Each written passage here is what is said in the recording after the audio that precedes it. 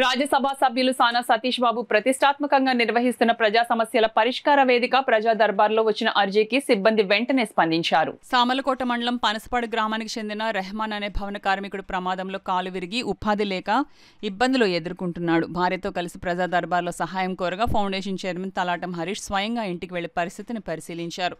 తక్షణ సహాయంగా 2 నెలల పాటు సరిపడే నిత్యావసర సరుకులను అందజేయడంతో పాటు కోలుకున్న తర్వాత ఉపాధి కల్పించేలా చర్యలు తీసుకుంటామని హామీ ఇచ్చారు. ఈ సందర్భంగా పనసపాడు గ్రామ 12వ వార్డు సభ్యురాలు అడ్డాల రాణి తక్షణ స్పందనకు రాజ్యసభ సభ్యులు సానా సతీష్ బాబు, ఫౌండేషన్ చైర్మన్ తలాటం హరీష్లకు కృతజ్ఞతలు తెలిపారు.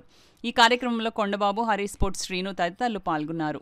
సానా సతీష్ గారు దర్బార్కి వెళ్ళాం సార్. వెళ్తే పెద్ద సార్లందరూ స్పందించి వాళ్ళకి సహాయం చేస్తామమ్మా అనేసి చెప్పారు సార్.